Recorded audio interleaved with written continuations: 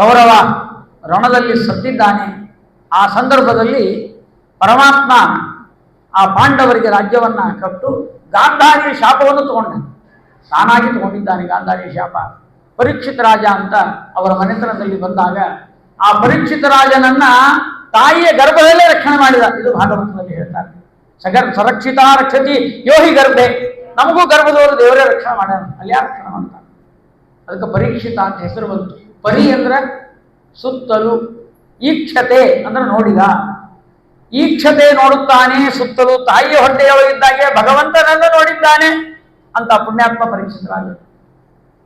ನಾವು ಪರೀಕ್ಷಾ ಶಬ್ದದ ಅರ್ಥ ಗೊತ್ತಿಲ್ಲದೆ ಪರೀಕ್ಷೆಗೆ ಹೋಗ್ತೀವಿ. ನಮ್ಮ ಮಕ್ಕಳು ಪರೀಕ್ಷೆಗೆ ಹೋಗ್ತಾರಲ್ಲ, ನೀವು ಕೇಳ್ರಿ, ನಾಳೆ ಎಕ್ಸಾಮ್ ಶುರುವಾಗಿರ್ತಾವಲ್ಲ, ಎಲ್ಲಿ ಹೊಂಟಿಯಪ್ಪ ಅಂದ್ರೆ ಎಕ್ಸಾಮಿಗೆ. ಎಕ್ಸಾಮ್ ಅಂದ್ರೆ ಏನೋ ಪರೀಕ್ಷಾ, ಪರೀಕ್ಷಾ ಅಂದ್ರೆ ಏನೋ ಅಂತ ಕೇಳ್ರಿ. ಅವ್ನು ಉತ್ತರ ಗೊತ್ತಿಲ್ಲ. ಅವೇನಂತಾನ ಪರೀಕ್ಷಾ ಅಂದ್ರೆ ಎಕ್ಸಾಮ್ ಅಂತಾನ, ಎಕ್ಸಾಮ್ ಅಂದ್ರೆ ಪರೀಕ್ಷಾ ಅಂತಾನ. ಪರೀಕ್ಷೆ ಶಬ್ದ ಅರ್ಥ ಗೊತ್ತಿಲ್ಲ. ಇವತ್ತು ಬಿಡಿಸಿ ಹೇಳ್ತೇನೆ ನೋಡ್ರಿ, ತಾಯಿ ಅಂದ್ರೆ ನೀವು ತಿಳ್ಕೊಂಡಿರ್ಬೇಕು. ಪರಿ ಅಂದ್ರೆ ಸುತ್ತಲೂ, ಈಕ್ಷಾ ಅಂದ್ರೆ ನೋಡಿ, ಸುತ್ತ ನೋಡಿ ಬರೆಯುವುದಕ್ಕೆ ಪರೀಕ್ಷಾ ಅಂತ. ಅದೇ ಕೆಲಸ ಮಾಡ್ತಾವ ನಮ್ಮ ಹುಡುಗರು. ಈ ಕಡೆ ನೋಡ್ತಾವ, ಆ ಕಡೆ ನೋಡ್ತಾವ, ಹಂಗೆ ನೋಡ್ತಾವ, ಹಿಂಗೆ ನೋಡ್ತಾವ. ಇದು ಪರೀಕ್ಷಾ ಇದೆ, ಹಂಗಲ್ಲ. ಮತ್ತ ನೋಡ್ರಿ, ಏನು ಭಾರಿ ಚಲೋ ಹೇಳ್ಬಿಟ್ರು ನಮ್ಮ ಆಚಾರ ಅನ್ಕೋಬೇಡ್ರಿ. ಸುತ್ತಲೂ ನೋಡೋದು ಅಂದ್ರೆ ಎಕ್ಸಾಮಿಗೆ ಬರೋಕ್ಕಿಂತ ಮೊದಲು ಟೆಕ್ಸ್ಟ್ ಬುಕ್ ಅನ್ನು ಎಲ್ಲಾ ನೋಡಿ ಬರಬೇಕು ಅಂತ ಅರ್ಥ. ಮೊದಲನೇ ಪುಟದಿಂದ ಹಿಡಿದು ಕೊನೆಯ ಪುಟದ ತನಕ ಪರೀಕ್ಷಾ ಅಂದ್ರೆ ಚಂದ ನೋಡ್ಕೊಂಡು ಓದ್ಕೊಂಬಾರೋ, ಆಮೇಲೆ ಪರೀಕ್ಷಾ. ಅದನ್ನೆಲ್ಲ ಬಿಟ್ಟು ಅಲ್ಲೇ ಎಕ್ಸಾಮ್ದಾಗ ಪರೀಕ್ಷಾ ಅಂದ್ರೆ ಹೀಗೆಲ್ಲ ಆಗಬಾರ್ದು. ಅದಕ್ಕೆ ಪರೀಕ್ಷಿತ ರಾಜ ದೇವರನ್ನೇ ನೋಡಿಬಿಟ್ಟ. ನಾವು ಇನ್ನು ಹೊರಗೆ ಬಂದರೂ ಏನೋ ದೇವರು ನೋಡ್ತಾ ಇಲ್ಲ. ಇದು ನಮ್ಮ ದುರಂತ. ಅದಕ್ಕೆ ಭಾಗವತ ಕೇಳಬೇಕು. ಶುಕಾಚಾರ್ಯರು ಭಾಗವತವನ್ನು ಹೇಳಿದ್ದಾರೆ. ಪ್ರಾರಂಭದಲ್ಲಿ ಯಜ್ಞನಾಮಕನಾದ ಭಗವಂತನ ಅವತಾರ, ಕಪಿಲಾವತಾರ, ದತ್ತಾವತಾರ, ಆಮೇಲೆ ವಿಶೇಷವಾಗಿ ನರನಾರಾಯಣ ಪರ್ವತದ ನಾರಾಯಣನ ರೂಪ, ಬದರಿ ನಾರಾಯಣನ ಅವತಾರ. ಆ ನಂತರದಲ್ಲಿ ಯಾವ ಧ್ರುವನಿಗೆ ದರ್ಶನವನ್ನು ಕೊಟ್ಟ ವಾಸುದೇವ ಅವತಾರ, ಭಗವಂತನ ವಾಸುದೇವ ರೂಪ. ನಂತರದಲ್ಲಿ ಪಂಚಮಸ್ಕಂದ ಭಾಗವತದಲ್ಲಿ ನಾವು ನೋಡ್ತಾ ಇದ್ದೇವೆ. ಅಲ್ಲಿ ವಿಶೇಷವಾಗಿರ್ತಕ್ಕಂತಹ ಋಷಭನಾಮಕನಾದ ಭಗವಂತನ ಅವತಾರ. ಆಮೇಲೆ ತಾಪಸ ಅಂಥೇಳಿ ಹೇಳ್ತಕ್ಕಂತಹ ಮಕ್ಕಳೆಲ್ಲ ಆಗಿದ್ರು, ಆ ಪ್ರಿಯವೃತ ಮಹಾರಾಜನ ಮಕ್ಕಳು, ಅವರ ಅವತಾರವನ್ನು ಹೇಳಿದ್ದಾರೆ. ರೇವತ ಅಂತ ಒಬ್ಬ ರಾಜ ಇದ್ದ. ರೇವತನ ಮನ್ವಂತರ, ರೇವತನ ಮನೆತನ ಬಗ್ಗೆ ಹೇಳ್ತಾರೆ. ರೇವತ ರಾಜನ ಮಗಳೇ ರೇವತಿ. ಆ ರೇವತಿಗೆ ಕನ್ಯಾ ಹುಡುಗರಿಗೆ ಹೋಗಿದ್ದಾವ ಬ್ರಹ್ಮಲೋಕಕ್ಕೆ. ಅವರಪ್ಪ ಬ್ರಹ್ಮದೇವರು ಮೀಟಿಂಗ್ನಾಗಿದ್ರು. ಹೊರ ಬರೋವಾಗ, ಏನ್ರಿ ನಮ್ಮ ಹುಡುಗಿ ವರ ಎಲ್ಲದ? ಏನೋ ವರಾಯ, ಬ್ರಹ್ಮದೇವರು ಕಾಲ ಆದ್ರೆ ಏನಂತ ತಿಳ್ಕೊಂಡು ತ್ರೇತಾಯುಗ ಹೋಗಿ, ಕೃತಯುಗ ಹೋಗಿ, ತ್ರೇತಾಯುಗ ಹೋಗಿ, ದ್ವಾಪರಯುಗ ಬಂದದು. ನನ್ನ ಮಗ ವರ ನೋಡ್ಲಿಕ್ಕೆ ಅಷ್ಟು ದಿವಸ ಆಗ್ಬಿಟ್ಟಿತ್ತು. ಮತ್ತೆ ಏನ್ ಮಾಡ್ರಿ ನಾನು ಅಂದ. ಹೋಗಲಿ, ಬಲರಾಮ ಅಂತಿದ್ದಾನ, ಹೋಗು ಅಂತ ರೇವತಿನ ಕರ್ಕೊಂಡು ಬಲರಾಮನ ಮನೆಗೆ ಬಂದರು. ವಸುದೇವ ದೇವಕಿಯರ ಮನೆಗೆ ಬಂದರು. ಕನ್ಯಾ ಬಂದದ, ಕನ್ಯಾ ಬಂದದ್ರು. ಕರ್ಕೊಂಡ್ಬರ್ರಿ. ಕರ್ಕೊಂಡು ಹೆಂಗೆ ಬರ್ಬೇಕು?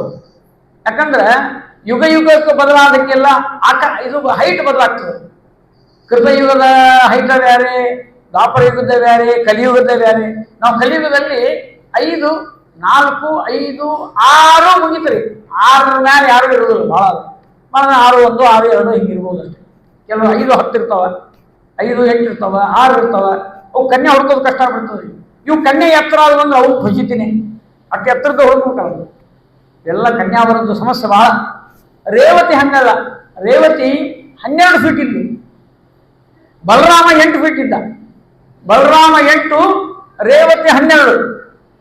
ಒಂದು ಕನ್ಯಾ ಒಳಗೆ ಬರೋಂಗಿಲ್ಲ ಇಲ್ಲ ಮನೆಗೆ. ಅವ್ರಿಗೆ ಇದಕ್ಕಿಂತ ಎತ್ತರ ಇದ್ರೆ ಹೆಂಗೆ ಬರು? ಒಳಗೆ ಹೆಂಗೆ ಬರೋದು? ಮನೆ ಕಟ್ಟಿದ್ದೆ ಕಟ್ಟಿರ್ತೀವಿ. ಏನು ಮಾಡೋದು? ಬರೀ ಅಂದರು ಕನ್ಯೆ ಎಲ್ಲೇ ಅಂದರು, ನೀವೇ ಬರೀ ಹೊರಗೆ ಅಂದರು. ಗಾರ್ಡನ್ನ ನಿಂತು ಶಿಂತಿದ್ರು. ಒಂದು ಗಾರ್ಡನ್ದಲ್ಲಿ ಅಲ್ಲಿ ಭೇಟಿಯಾಗ್ಯರು. ಹೊರ ಕನ್ಯಾ ವಿಚಾರ ಎಲ್ಲಿ? ಗಾರ್ಡನ್ ಒಳಗೆ. ಸರಿ ಬಂದರು. ಬಂದು ನೋಡ್ತಾರ, ಅಕ್ಕಿ ಅಂದ್ಲು ದೇವಕಿ ದೇವಿ. ಎಲ್ಲೆಲ್ಲವ ಕನ್ಯೆ ಅಂದ್ರು. ಬರೀ ಕಾಲು ಕಾಣಿಸ್ತದು. ಹಿಂಗೆ ನೋಡಿದ್ವು, ಮ್ಯಾಲಿಟ್ಟು ತಲಿ. ಅಯ್ಯೋ ರಾಮ, ಹೆಂಗೆ ನೋಡಪ್ಪ. ಮತ್ತು ಏನಂತೀಪ ಬಲರಾಮ ಅಂದ್ರು. ನಮ್ಗೆ ಪಸಂದ್ ಬಂದದ, ನನಗಯ್ಯೋ ನಮ್ಗಾಯ್ತು, ನಾವು ಒಪ್ಕೊಂಡಿವಿ, ಉಳಿದು ವ್ಯವಹಾರ ನೀವು ಮಾಡ್ರಿ. ಅಲ್ಲೋ ಎತ್ತರ ಅಂದ್ರು. ಅದನ್ನ ನಾನು ನೋಡ್ಕೋತೀನಿ ಅಂದ. ನೇಗಿಲಿತ್ತಾಳ ಕೈಯೊಳಗ.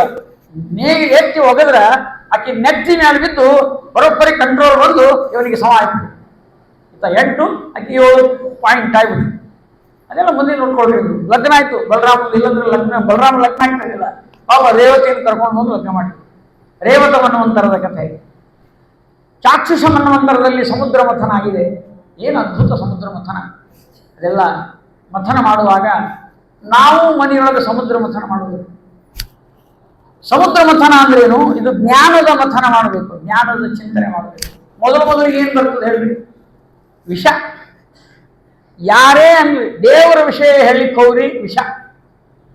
ಈಗ ನೀವು ಬಂದಿರಿ, ಯಾವುದೋ ಪುಣ್ಯ ನಿಮಗೆ ರುಚಿ ಆಗ್ತದ, ನೀವು ಹೊರಗಿನವರಿಗೆ ಯಾರನ್ನ ಪುರಾಣ ಹೇಳ್ತಿರ್ಬ ಅಂದ್ರೆ ಅವರಿರ್ತಕ್ಕಂಥ ಅವನಿಗೆ ವಿಷ. ಅದು ದೇವರ ವಿಷಯ ಸಾಮಾನ್ಯವಾಗಿ ಮೊದಲು ವಿಷ, ಅದನ್ನು ಬಿಡಬಾರದು, ಮತ್ತೆ ಮಥನ ಮಾಡಬೇಕು.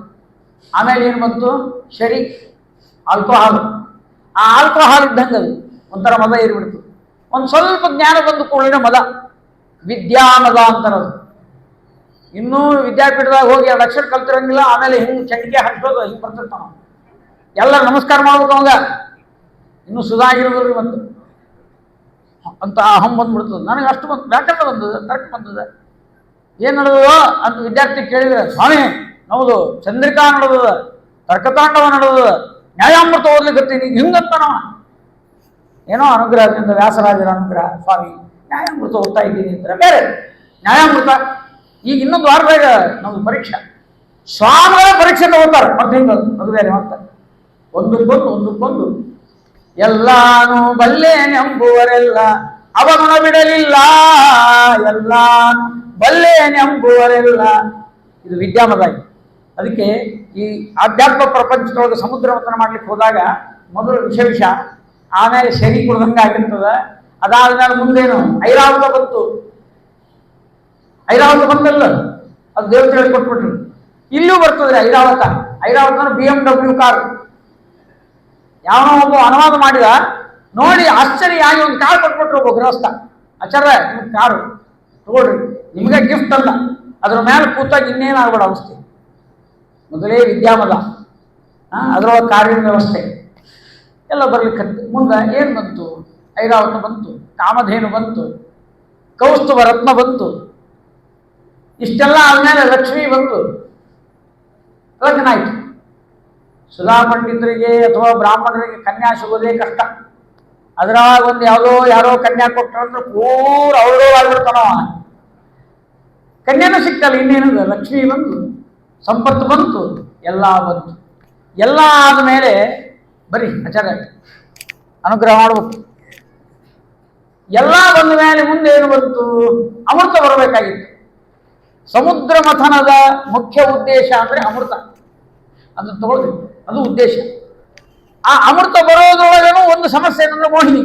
ಮತ್ತೆ ಅಲ್ಲಿ ಅಂದರೆ ಪಾಂಡಿತ್ಯ ಬಂದಾಗ, ಜ್ಞಾನದ ಮಥನ ಮಾಡುವಾಗ ಶರಿ, ವಿಷ, ಐರಾವತ, ಲಕ್ಷ್ಮಿ, ಕೌಸ್ತುಭರತ್ನ, ಅಪ್ಸರಾಸ್ತ್ರೀಯರು, ಈ ಎಲ್ಲ ವೈಭವಗಳು ಸೇವಕರು ದಾಸರು ಮನೆಯಲ್ಲಿ ಬಂದು ನಿಂತಾಗ ದೇವರ ಅನುಗ್ರಹದಿಂದ ಇನ್ನೇನು ಮೋಕ್ಷ ತಗೋಬೇಕು ಅನ್ನೋದ್ರೊಳಗೆ ಮೋಹಿನಿ ಒಂದು. ಅಲ್ಲೂ ಕೂಡ ಮರಳಾಗಿಬಿಡ್ತೇನೆ, ತಗೊಳ್ಬೇಕೋ ಬೇಡ, ತಗೊಳ್ಬೇಕೋ ಬೇಡ. ಆ ಮೋಹಿನಿ ಕಡೆ ಲಕ್ಷ್ಯ ಕೊಟ್ಟಿದ್ರೆ ಅಮೃತ ಸಿಗುವುದಿಲ್ಲ. ದೇವತೆಗಳೇನು ಮಾಡಿದರು? ಆ ಮೋಹಿನಿಯ ಮೋಹಕ್ಕೆ ಮರಳಾಗಲಿಲ್ಲ, ದೈತ್ಯರು ಮರಳಾದರು. ಆಗ ಆ ಮೋಹಿನಿ ಅಂತಃಕರಣದಿಂದ ಅಮೃತವನ್ನು ಬಂದಾಗ ಅಮೃತ ಪ್ರಾಶನ ಆಯಿತು. ಅದಕ್ಕೆ ನಮ್ಮ ಜೀವನದ ಸಾಧನೆಯಲ್ಲಿ ಕೊನೆಯ ತನಕ, ಮೋಕ್ಷ ಬರುವ ತನಕ ಇಂದ್ರಿಯ ನಿಗ್ರಹ, ನಮ್ಮ ಸೆಲ್ಫ್ ಕಂಟ್ರೋಲ್ ಅಂತ ನಾವೇನು ಹೇಳ್ತೀವಿ, ಇದನ್ನು ಮಾಡ್ಕೊಂಡಿದ್ರೆ ಮೋಕ್ಷ ಆಗ್ತದೆ. ಅದಕ್ಕೆ ನಮ್ಮಲ್ಲಿ ನಮ್ಮ ಸಿದ್ಧಾಂತದ ಪ್ರಕಾರ ಏನಿದೆ ಅಂದರೆ, ಕೇವಲ ಜ್ಞಾನಕ್ಕೆ ಮೋಕ್ಷ ಇಲ್ಲ. ಜ್ಞಾನ ಬಂದಿದೆ ಅಂದರೆ ಭಕ್ತಿನೂ ಬರಬೇಕು. ಭಕ್ತಿರಹಿತವಾದ ಜ್ಞಾನ ಉಪಯೋಗ ಇಲ್ಲ. ಜ್ಞಾನ, ಭಕ್ತಿ, ವೈರಾಗ್ಯ ಇವು 3 ಮುಪ್ಪುರಿಗೊಂಡು ಪಕ್ವವಾಗಬೇಕು. ದೇವರ ಅನುಗ್ರಹದಿಂದ ಮೋಕ್ಷ, ದೇವರ ಪ್ರಸಾದ. ಅದನ್ನೇ ಹೇಳಿದ್ದಾರೆ ಭಾಗವತದಲ್ಲಿ, ಮುಖ್ಯಂತಿ ಎಂ ಸೂರಯ. ಎಂತೆಂತಹ ವಿದ್ವಾಂಸರು ಲಕ್ಷ್ಮೀದೇವಿ ಸಹಿತ ಪರಮಾತ್ಮನ ಬಗ್ಗೆ ಇದಮಿತ್ತಂ ಅಂತ ನಿರ್ಣಯ ಮಾಡಲಿಕ್ಕೆ ಆಗಲಿಲ್ಲ. ಅದಕ್ಕೆ ದೇವರ ಅನುಗ್ರಹ ಇದ್ದರೆ ಮೋಕ್ಷ, ಇಲ್ಲಂದ್ರಿಲ್ಲ. ಪ್ರಸಾದದಿಂದ ಮೋಕ್ಷ. ದೇವರಿದ್ದಾನೆ, ದೇವರ ಭಕ್ತರು ನಾವು, ಸ್ವತಂತ್ರ ಅಸ್ವತಂತ್ರಂಚ. ಮೋಕ್ಷದಲ್ಲಿ ಕೂಡ ಪರಮಾತ್ಮ ಸ್ವತಂತ್ರ, ನಾವು ಅಸ್ವತಂತ್ರರು ಅನ್ನುವ ಜ್ಞಾನ ಇದ್ದರೆ ಅದು ಮೋಕ್ಷದ ಕಲ್ಪನೆ ಅಂತ ಹೇಳಿದ್ದಾರೆ. ಹೀಗೆ ಸಮುದ್ರ ಮಥನ ನಮಗೆ ಒಂದು ಪಾಠವನ್ನು ಹೇಳಿಕೊಡ್ತಾ ಇದೆ. ಆನಂತರದಲ್ಲಿ ಲಕ್ಷ್ಮೀ ಸ್ವಯಂವರ ಆಯಿತು. ಮುಕುಂದನೇ ಪತಿಯನ್ನು ಮಾಲೆ ಹಾಕಿದ್ದಾಳೆ. ಆನಂತರದಲ್ಲಿ ಬಲಿಚಕ್ರವರ್ತಿಯ ದಾನವನ್ನು ತೆಗೆದುಕೊಂಡು ಪರಮಾತ್ಮ ಅಹಂಕಾರದಿಂದ ಯುಕ್ತವಾದ ದಾನವನ್ನ ದೊಡ್ಡ ಮನಸ್ಸು ಮಾಡಿ ಅದನ್ನ ಸಾತ್ವಿಕ ದಾನವನ್ನಾಗಿ ಮಾಡಿ ಅನುಗ್ರಹ ಮಾಡಿದ ಚಕ್ರವರ್ತಿಗೆ ಅನುಗ್ರಹ ಮಾಡಿದ್ದಾನೆ. ಬಹಳ ಮಂದಿ ತಪ್ಪು ತಿಳ್ಕೊಂಡಾರ, ಬಲಿದಾನ ಬಲಿದಾನ ಅಂದ್ರೆ ಪಾಪ ಅವನನ್ನು ತುಳಿದು ಬಿಟ್ಟ ಅಂತ ಹಿಂಗೆ ಕತೆ ಹೇಳ್ಕೊಂಡವ್ರು ಇದ್ದಾರೆ ಹೊರಗೆ. ನಮ್ಮ ವಿದ್ವಾಂಸರಲ್ಲ, ಹೊರಗಿನ ಜನ ಏನ್ ಮಾತಾಡ್ತಾರೆ ಅಂದ್ರೆ ಬಂದ ಭಕ್ತನನ್ನು ತುಳಿದು ಬಿಟ್ಟ, ಇದು ಅನ್ಯಾಯ ಅಂತ ಮಾತಾಡ್ತಾರೆ. ಅಲ್ಲ, ಮುಂದಿನ ಮನ್ವಂತರಕ್ಕೆ ಇಂದ್ರನನ್ನಾಗಿ ಮಾಡಿದ. ಇಂದ್ರನನ್ನಾಗಿ ಯಾಕೆ ಮಾಡಿದ ಅಂದ್ರೆ 3 ಪಾದ ಭೂಮಿ ಕೊಟ್ಟದ್ದಕ್ಕಾಗಿ 3 ಲೋಕಾಧಿಪತ್ಯ ಕೊಟ್ಟ. ಕೊಟ್ಟವರಿಗೆ ಕೊಡುತ್ತಾನೆ. ಭಗವಂತನ ಸ್ವಭಾವ ಏನು ಅಂದ್ರೆ ನೀವು ಕೊಟ್ರೆ ನಾ ಕೊಡ್ತೇನೆ, ನೀವೇನಾರ ಕೊಡ್ರಿ, ಏನು ಕೊಟ್ಟರು ಕೈ ಚಾಚುವ, ಕೊಡೋದು ಕೊಡ್ರಿ, ನಾನೇನು ಕೊಡಬೇಕಾದ ಅನಂತ ಮಡಿ ಮಾಡಿ ಕೊಡ್ತೇನೆ ಅಂತ ಪರಮಾತ್ಮ ಹೀಗೆ ಹೇಳಿದ್ದಾನೆ. ಅದಕ್ಕೆ ಬಲಿಚಕ್ರವರ್ತಿಗೆ ಅನುಗ್ರಹ ಮಾಡಿದ ಭಗವಂತ. ನಾವು ಸಹಿತ ಭಕ್ತಿಯಿಂದ ಏನು ಕೊಡ್ತೇವೆ ಅದನ್ನು ಪರಮಾತ್ಮ ಸ್ವೀಕಾರ ಮಾಡಿ ಅನುಗ್ರಹ ಮಾಡಿ ನಮಗೆ ಎಲ್ಲವನ್ನು ಕೊಡ್ತಾ ಇದ್ದಾನೆ. ನಾವು ಕೊಡೋದೆಷ್ಟು ಅಂತ ಗೊತ್ತಿಲ್ಲ ನಮ್ಗೆ. ಏನು ಬರೀ ಕಲ್ಸಕ್ರಿ ಬೆಲ್ಲ ಚೂರು ಕಲ್ಸಕ್ರಿ ಇಡೋರು ನಾವೆಲ್ಲ. ಭಾಳ ಆದ್ರೆ ಅದಕ್ಕೆ ದೇವರಿಗೆ ಏನು ಕೊಡಬೇಕು ಅದು ನಮಗೆ ಕೊಡ್ತಾನೆ. ಬೆಳಗೈ ವಂಟನದ 8 ಜನ ಆಚಾರ್ಯರು ಕೂತಿದ್ರು. ನಮ್ಮ ಗೋಪಿನಾಥಾಚಾರ್ಯ ಲಕ್ಷ್ಮೀ ಬಂದಿದ್ರು ಎಲ್ಲರೂ, ಅಣ್ಣಯ್ಯ ಆಚಾರ್ಯರು, ನಮ್ಮ ಮುರಳೀಧರಾಚಾರ್ಯರು, ಎಲ್ಲ ಮಹಾನುಭಾವರು ದೊಡ್ಡವರು, ಜ್ಞಾನಿ ನೆನೆಸ್ಬೇಕಷ್ಟೇ, ಸ್ಮರಣೆ ಮಾಡೋದು. ಗುರಾಚಾರ್ಯರು, ಆಮೇಲೆ ನಾರಾಯಣಾಚಾರ್ಯರು, ವಾಮದೇವ ಋಷಿಗಳಿದ್ದಂಗಿದ್ರು ಗಲಗಲಿ ಮಂತನದವರು, ಅವರೆಲ್ಲರೂ ಕೂತಿದ್ದಾರೆ, ಪೂಜೆ ಮಾಡ್ತಾ ಇದ್ರು ಎಲ್ಲರೂ. ನನ್ನ ಕೆಲಸ ಏನು ಅಂದ್ರೆ ತುಳಸಿ ದಳ ಕೊಡೋದು. ಒಬ್ಬರು ಮನೆಯೊಳಗೆ ಬಹಳ ಬೆಳೆದಿತ್ತು, ತೊಗೊಂಡು ಬಂದು ಎಲ್ಲರಿಗೂ ತುಳಸಿ ದಳ ಕೊಡ್ತೀನಿ. ಇವ್ರು ಸಂಭಾಷಣೆ ನೋಡೋದು. ಅಣ್ಣಯ್ಯಾಚಾರ್ಯರು ನಾರಾಯಣಾಚಾರ್ಯ ಕೇಳಿದ್ರು. ನಾರಾಯಣಾಚಾರ್ಯ ಬಹಳ ಶಾಂತ ಸ್ವಭಾವ, ಪಾಪ ಹೆಚ್ಚು ಮಾತಾಡೋರಲ್ಲ.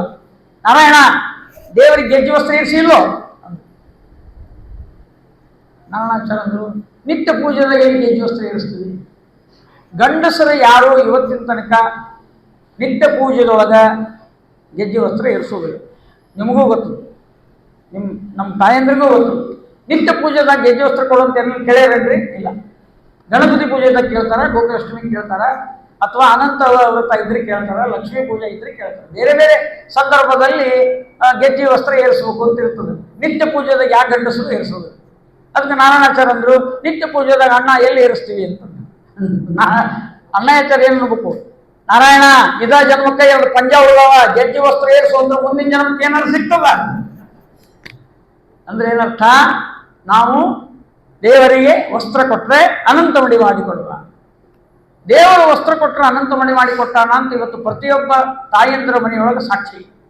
ನಿಮ್ಮ ಮನೆಯೊಳಗೆ ಕಪಾಟ್ ತೆಗೆದ್ರೆ ಒಂದು 40-50 ಸೀರೆ ಬೀಳ್ತಾವೆ, ದಬ್ಬ ದಬ ದಬ ದಬ ಬೀಳ್ತಾವೆ. ವಿಚಾರ ಮಾಡಂಗಿಲ್ಲ. ಇನ್ನು ಗಂಟೆಗೆ ಹೇಳ್ತಾರೆ, ನೀವೊಂಚೂರು ಮಡಿಸಿ ಬರ್ರಿ, ನಮ್ಗೆ ರಗಡಾಗ್ಯದ.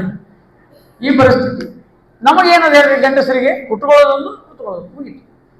ಉಪನಯನ ಬಂತು ಅಂದ್ರೆ ಆ ಮುಂಜಿನಿ ಮಣಿ ತಾಯಿ ಇರ್ತಾಳಲ್ಲ, ಅಕ್ಕಿಗೆ 6 ಸೀರೆ, ಇದಕ್ಕೆ ಒಂದೇ ಮಡಿ ಖರ್ಚು ಮಾಡೋದು. ಕಂಡಾಪಡಿ ಖರ್ಚು ಮಾಡ್ಲಿಕ್ಕೆ ಹೊಂಟೋದು. ಇದಕ್ಕೆ ಒಂದೇ ಮಡಿ, ಉಟ್ಕೊಳ್ಳೋದೊಂದು ಹೊತ್ಕೊಳ್ಳೋದೊಂದು. ಸಾಕು ಬಿಡ್ರಿ ನೀವು ನಡ್ರಿ ಅಂದರು. ಒಂದು ಮಡಿ ಆರಿಸಿದ್ರು, ಕಳಿಸಿದ್ರು. ಇದನ್ನ ಅವ್ರು 6 ಸೀರೆ ಆರಿಸ್ಲಿಕ್ಕೆ ಕೂತ್ಕೊಂಡ್ರು. ನಾ ಕೇಳಿದೆ, ಏನ್ರಿ ಹಿಂಗ ಅವ್ರಿಗೆ ಯಾಕೆ 6 ನಿಮ್ಗೆ ಯಾಕೆ 1? ಏನ್ರಿ ಸಾಕಾಗ್ಬಿಟ್ರಿ ಇವರು ಹೆಣ್ಮಕ್ಳ ಕಾಲಾಗ, ತಗೊಳ್ಳಿ ಮತ್ತೆ ಏನು ಮಾಡ್ಬೇಕು ಮುಂಜಿ ನಾವು ಸಂಭ್ರಮ. ಅದು 6 ಯಾಕೆ ಬೇಕು ಅಂತ ಕೇಳಿದೆ. ಪುಣ್ಯವಾಚನಕ್ಕೊಂದು, ಮಾತೃಭೋಜನಕ್ಕೊಂದು, ಆಮೇಲೆ ಅಕ್ಷತಾ ಬೀಳುವಾಗ 1 3 ಆಗಲಿ, ಆಮೇಲೆ ಊಟಕ್ಕೆ ಕೂತಾಗ ಈ ಲೈನಿಗೆ ಹೇಳಿಕ್ಕೆ 1, ಆ ಲೈನಿಗೆ ಬಂದಾಗ ಮತ್ತೆ ಚೇಂಜ್ ಮಾಡ್ಕೊಂಡಿದ್ರು.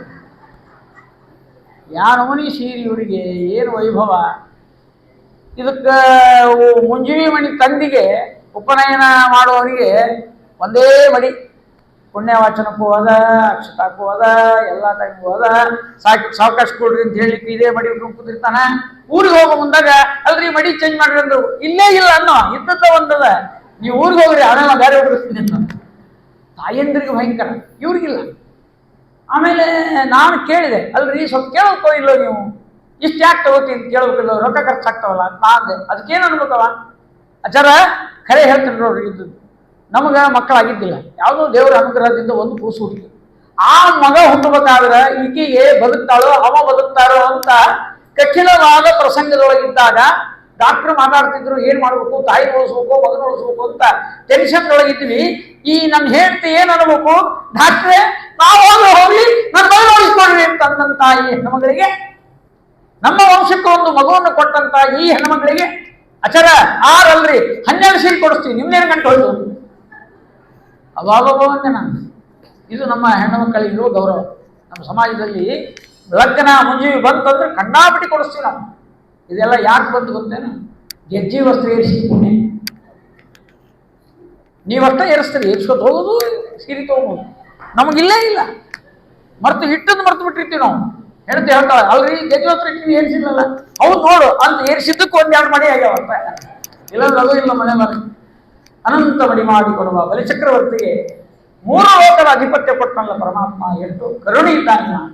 ಕರುಣಿಸೋ ರಂಗ ಕರುಣಿಸೋ ದಾಸರದ್ದು. ಬಲಿಯಂತೆ ದಾನವ ಕೊಡಲು ಅರಿಯೇನೋ ಭಕ್ತಿ ಛಲವನು ಅರಿಯೇ ಪ್ರಹ್ಲಾದನಂತೆ ಒಲಿಸಲು ಅರಿಯೇ ಅರ್ಜುನನಂತೆ ಸಖನಾಗಿ ಸಲಹೋ ದೇವರ ದೇವ ಪುರಂದರ ವಿಠಲ ಕರುಣಿಸೋ ರಂಗ ಕರುಣಿಸೋ ಅಂತ ದಾಸರು ನಮಗೆ ಎಚ್ಚರಿಸ್ತಾರೆ. ಆನಂತರದಲ್ಲಿ ಈ ಒಂದು ಸೂರ್ಯ ವಂಶದ ವರ್ಣನೆ, ಚಂದ್ರ ವಂಶದ ವರ್ಣನೆ, ರಾಮಾವತಾರದ ವರ್ಣನೆಯಾಗಿದೆ. ಗುರುವರ್ಚೆ ಚಕ್ರರಾಜ್ಯ ಒಂದೇ ಶಬ್ದ ಸಾಕು ಭಾಗವತದಲ್ಲಿ, ಇಡೀ ರಾಮಾಯಣದ ಬೆಳಕನ್ನು ಕೊಡ್ತಕ್ಕಂಥ ಶ್ಲೋಕ. ಆಮೇಲೆ ಚಂದ್ರವಂಶದಲ್ಲಿ ಅನೇಕ ಅವತಾರಗಳನ್ನು ಮಾಡುವಾಗ ಪರಶುರಾಮ ದೇವರ ಭೃಗುವಂಶದ ಕಥೆಯಲ್ಲಿ, ನಂತರದಲ್ಲಿ ಶೂರರಾಜನ ಮೊಮ್ಮಗನಾಗಿ ಭಗವಂತ ಅವತಾರ ಮಾಡಿದ. ನಿನ್ನೆ ದಿವಸ ನಾವು ನೋಡಿದ್ದೇವೆ ಕೃಷ್ಣಾವತಾರ ಆಗಿದೆ. ಕೃಷ್ಣಾವತಾರ ಮಾಡಿ ಕಾಳಿಂಗ ಮರ್ದನವನ್ನು ಮಾಡಿದ. ಆನಂತರದಲ್ಲಿ ವೇಣುನಾದವನ್ನ ಮಾಡಿ ಎಲ್ಲ ಗೋಪಿಕಾಸ್ತ್ರೀಯರನ್ನ ಕರೆಸಿದ್ದಾನೆ. ಒಂದು ನಾಟ್ಯ, ಇನ್ನೊಂದು ಸಂಗೀತ. ಇವೆರಡೂ ಕೂಡ ನನ್ನ ಪ್ರೀತಿಗೆ ನಿಮಗೆ ಈ ಕಾರ್ಯ ಮಾಡಿರಿ ಅಂತ ಪರಮಾತ್ಮ ಹೇಳ್ತಾರೆ. ನಾನು ನಾಟ್ಯಪ್ರಿಯ, ವೇಣುಗಾನ ಪ್ರಿಯ. ಅದಕ್ಕಾಗಿ ನಮ್ಮಲ್ಲಿ ದೇವಸ್ಥಾನಗಳಲ್ಲಿ ಅಷ್ಟಾವಧಾನ ಮಾಡ್ತಾರೆ ನೋಡ್ರಿ. ಸಂಗೀತ ಸೇವಾ ಪ್ರಿಯ, ಸಂಗೀತ ಸೇವಾ ಮೋದಾರಯ, ನಾಟ್ಯ ಸೇವಾ ಪ್ರಿಯ ಅಂತಿರ್ತಾರಲ್ಲ. ಅವಾಗ ದೇವರಿಗೆ ಆ ಸೇವೆಯನ್ನು ಸಂಪೂರ್ಣ ಋಗ್ವೇದ, ಯಜುರ್ವೇದ, ಸಾಮವೇದ, ಅಥರ್ವವೇದ ಇದೆಲ್ಲ ಪದ್ಧತಿ ಇದೆ. ಆದ್ರೆ ಏನಾಗಿದೆ ಅಂದ್ರೆ ನಾಟ್ಯಶಾಸ್ತ್ರ ಅಂದ್ರೆ ನಾಟ್ಯ ಮಾಡೋರು ಬರೋದೇ ಇಲ್ಲ ನಮ್ಮಲ್ಲಿ. ರಾಯಚೂರು ಜಿಲ್ಲೆದಾಗ ಎಲ್ಲಿ ಬರ್ಬೇಕ್ರಿ? ಇನ್ನೂ ಬೆಂಗಳೂರಾಗೆಲ್ಲ ನಾಟ್ಯ ಕಲ್ತಿರ್ತಾರೆ. ನಾಟ್ಯ ಆಗಿದೆ ಅಂದ್ರೆ ನಾವೇ ಶ್ರಮ ಮಾಡ್ತೀವಿ. ಸುಖವಾಗಲಿ ಬಹು ದುಃಖವಾಗಿ ಅಂತ ಮಾಡ್ಬಿಡ್ತೀವಿ. ಯಾರೋ ಒಬ್ರು ನರ್ತನ ಮಾಡಿಬಿಡ್ತಾರೆ, ನಂತರ ಸೇವೆ ಮುಗೀತು. ಸಂಗೀತ ಸೇವಾ ಅಂದ್ರೆ ಯಾರೋ ಒಬ್ರು ಇದ್ದವ್ರು ನಿಲಯದ ಕಲಾವಿದರು ಹಾಡಿಬಿಡ್ತಾರೆ. ರಾಗ, ತಾಳ, ಲಯ ಇವೆಲ್ಲವನ್ನಿಟ್ಟುಕೊಂಡು ಹಾಡಬೇಕು. ದೇವರ ಭಜನೆ, ದೇವರು ಭಜನೆಗೆ ಬಹಳ ಒಲಿತಾನೆ ಬೇಗ. ಆದರೆ ಆ ಭಜನೆ ಹೇಗಿರಬೇಕು ಅಂತ ತಿಳ್ಕೋಬೇಕು. ನಾರದರು ಒಮ್ಮೆ ಹೋಗಿ ದೇವರ ಹತ್ರ ನಿನ್ನ ವಿಳಾಸ ಹೇಳು ಅಂದ್ರೆ, ನಿನ್ನ ವಿಳಾಸ ಯಾವುದು, ಅಡ್ರೆಸ್ ಯಾವುದು? ಅವ ಅಂದ ಎಲ್ಲ ಕಡೆ ಇದ್ದೀನಿ ಅಂತ, ಸರ್ವಗತ ನಾನು ಎಲ್ಲ ಕಡೆ ಇದ್ದೀನಿ, ನಂದೇನು ವಿಳಾಸ ಕೇಳ್ತೀವಿ? ಅವಾಗ ನೋಡಿದ್ರೆ ಹಂಗಲ್ಲ, ನಿಮ್ಮದು ಪರ್ಮನೆಂಟ್ ಅಡ್ರೆಸ್ ಕೊಡ್ರಿ. ಇನ್ನು ನಾನು ಹೇಳಿದ್ವಿ ಪರ್ಮನೆಂಟ್ ಅಡ್ರೆಸ್ ಕೊಡ್ರಿ ನಮಗೆ ಅಂತ ಕೇಳಿದ್ವಿ. ಅವಾಗ ದೇವರು ಹೇಳಿದ, ನಾ ಹಮ್ಮಸಾಮಿ ವೈಕುಂಠೆ ನಯೋಗಿ ಹೃದಯ ಇರವು ಮತ್ತು ಭಕ್ತ ಯತ್ರ ಗಾಯಂತಿ ತತ್ರ ತಿಷ್ಠಾಮಿ ನಾರದ. ನನ್ನ ಭಕ್ತರು ಎಲ್ಲಿ ಹಾಡಾಡ್ತಿರ್ತಾರ ಅಲ್ಲಿ ಪರ್ಮನೆಂಟ್ ಅಡ್ರೆಸ್ ಕೊಡ್ತಾನ. ಅದಕ್ಕೆ ಯಾವಾಗಲೂ ಈ ಭಜನಾ ಮಂಡಳಿ ಮಾಡೋ ತಾಯಂದ್ರಿದ್ದಾರಲ್ಲ ಬಹಳ ಪುಣ್ಯ ಕಟ್ಕೊಂಡಾರ. ಯಾಕಂದ್ರೆ ನೀವು ಭಜನೆ ಮಾಡಿದ್ರೆ ದೇವರು ಹೋಗಿ ಕೂತು ಬಿಟ್ಟಿರ್ತಾನೆ, ಆಮೇಲೆ ಆ ಭಾಗವತ ಹೇಳುವುದು. ಅಷ್ಟು ಭಕ್ತಿಯಿಂದ ಭಜನೆಗೆ ಒಲಿತಾನೆ ಪರಮಾತ್ಮ. ಆದರೆ ಆ ಭಜನೆ ಹೇಗಿರಬೇಕು ಅಂತ ಗೋಪಿಕಾಸ್ತ್ರೀಯರು ತೋರಿಸಿದ್ದಾರೆ. ಜಯತಿ ತೇಧಿಕಂ ಜನ್ಮನ ವ್ರಜ ಶ್ರಯತ ಇಂದಿರಾ ಸಾಧು ತತ್ರ ಹಿ ದಯಿತ ದೃಶ್ಯತಾಂ ತ್ವಾಂ ದಿದೃಕ್ಷತಾಂ ತ್ವಯಿ ಧೃತಾಸವ ತ್ವಾಂ ವಿಚಿನ್ವತೆ. ಇದು ಅವರು ಕೃಷ್ಣನನ್ನು ಕಳೆದುಕೊಂಡು ದುಃಖದಿಂದ ಭಗವದ್ ದರ್ಶನಕ್ಕಾಗಿ ಮಾಡಿದ ಒಂದು ಭಜನೆ. ಭಜನೆಯಲ್ಲಿ ಏನಿರಬೇಕು ಅಂದ್ರೆ ಪುರಂದರದಾಸರು ಹೇಳಿದರು, ತಾಳಬೇಕು, ತಕ್ಕ ಮೇಳಬೇಕು. ಇದು ಪುರಂದರದಾಸರು ಕೊಟ್ಟ ಸಂವಿಧಾನ. ಅಲ್ಲಿ 2-3 ಅರ್ಥಗಳಿವೆ. ಒಂದು ಭಜನಾ ಮಂಡಳಿ ಭಜನೆ ನಡೆದಿತ್ತು, ನಾವು ಹೋಗಿದ್ದೆ. ಅವ್ರು ತಾಳ ಇರಲಿಲ್ರಿ, ಅವ್ರ ಕೈಯಾಗ ಯಾರ ಕೈಯಾಗೂ ತಾಳ ಇದ್ದಿಲ್ಲ, ಸುಮ್ಮನೆ ಹಂಗೆ ಹಾಡ್ಲಿಕ್ಕತ್ತಿದ್ರು ಪಾಪ. ನಂದೆ ಅಲ್ರಿ ತಾಳ ಬೇಕು ಅಂತ ಪುರಂದರದಾಸರು ಹೇಳ್ಯಾರ, ನೀವು ತಾಳ ಇಲ್ಲದೆ ಹಾಡ್ತಿರಲ್ರಿ ಅಂದೆ. ಆ ಹೆಣ್ಮಗಳೇನೋ ನಮ್ಗೆ ಪ್ರೆಸಿಡೆಂಟ್ ಇದ್ದಿಲ್ರಿ, ಆ ಮಹಿಳಾ ಮಂಡಲದ ಪ್ರೆಸಿಡೆಂಟು ಜೋರಿದ್ದು, ಅವ್ರು ಭಾರಿ ಇರ್ತಾರೆ. ಯಶೋಧಾದೇವಿ ಇದ್ಲು ಅಂತ ಅವಾಗ. ಮಹಿಳಾ ಗೋಪಿಕಾಸ್ತ್ರೀಯರ ಭಜನಾ ಮಂಡಳಿ ಪ್ರೆಸಿಡೆಂಟ್ ಯಶೋಧ ಇದ್ಲಲ್ಲಿ. ಇಲ್ಲಿ ಒಬ್ಬಕ್ಕಿರ್ತಾಳೆ, ಯಾವ್ದು ಯಶೋಧವ ಎದ್ದಿರ್ತಾವ ಅಂತ ತಿಳ್ಕೊಳ್ಳಿ. ಆಕಿ ಎದ್ದು ಉತ್ತರ ಕೊಟ್ಲು, ಆಚಾರ ನಾವು ಬರೋಬ್ಬರಿ ಇದ್ದೀವಿ, ತಾಳ ಬೇಕು ಅಂತ ಹೇಳ್ಯಾರ ದಾಸರು. ಏನ್ ಹೇಳ್ಯಾರ? ಅದ್ರ ಅರ್ಥ ಏನು? ನಾವು ಹೆಂಗ ಹಾಡಿದ್ರು ತಾಳ್ಬೇಕು. ದೇವರೇ ತಾಳ್ಕೊಂಡಾನ, ನಿಮ್ದೇನು ಗಂಟು ಹೋಗ್ತು ಕೂತ್ಬಿಟ್ಟ, ನಾವು ಎದ್ದು ಹೋಗೇ ಇಲ್ಲ. ನಾವು ಹೆಂಗಾಡಿದ್ರು ಹಂಗೆ ತಾಳ್ತಾನವ ಅಂತ ತಾಳಬೇಕು, ತಾಕೋಬೇಕು ಅಂತ ಹಿಂಗೆ ಅರ್ಥ ಮಾಡಬಾರ್ದ್ರಿ. ತಾಳಬೇಕು ಅಂದ್ರೆ ಏನು ಗೊತ್ತಾ, ಕೈಯಾಗ ತಾಳ ಇರಬೇಕು ಅಂತ ಒಂದರ್ಥ, ಇದು ನಿಜವಾದ ಅರ್ಥ. ಇನ್ನೊಂದಿದೆ, ಅಳಬೇಕು, ಕಣ್ಣಲ್ಲಿ ನೀರು ಬರಬೇಕು. ದೇವರ ನಾಮ ಹಾಡುವಾಗ ಆನಂದ ಭಾಷ್ಪಗಳು ಬಂದ್ರೆ ಅದು ಸರಿಯಾಗಿ ಹತ್ತಿದೆ, ಭಕ್ತಿ ಭಾವ ಇದೆ ಒಳಗೆ, ಅದು ಕರಗೆ ಹೊರಗೆ ಬರಬೇಕು, ಅದನ್ನು ತಾಳಬೇಕು. ಅದು ಗೋಪಿಕಾಸ್ತ್ರೀಯರು ಭಕ್ತಿಯಿಂದ ಹಾಡಿದ್ದಾರೆ. ಒಂದು ಹೊಸ ವಿಷಯ ಹೇಳ್ತೇನೆ. ಭಜನೆಯಲ್ಲಿ ಯತಿಪ್ರಾಸವಿರಬೇಕು ಅಂತ ಒಂದು ನಿಯಮ ಇದೆ. ಅದು ಪುರಂದಾಸರು ಹೇಳಿದ್ದೆ. ಇದು ಪುರಂದಾಸರು ಹೇಳೋಕ್ಕಿಂತ ಮೊದಲು ಎಲ್ಲಿತ್ತು? ಸಂಸ್ಕೃತದಲ್ಲಿ ಯಾವುದೇ ಶ್ಲೋಕ ರಚನೆ ಮಾಡಬೇಕಾದ್ರೆ ಪ್ರಾಸ ಇರಬೇಕು ಅಂತ ನಿಯಮ ಇಲ್ಲ. ಅನುಷ್ಠುಪ್ ಛಂದಸ್ಸಿರಲಿ, ಯಾವುದೇ ಶಿಖರಣಿ ವೃತ್ತ ಇರಲಿ, ಶಾರ್ದೂಲ ವಿಕ್ರೀಡಿತ, ಮಧ್ವಾಚಾರ್ಯರು ಶಾರ್ದೂಲ ವಿಕ್ರೀಡಿತ ಮೇಲೆ ಪಾಂತೋಸ್ಮಾನ್ ಬರೆದಿದ್ದಾರೆ.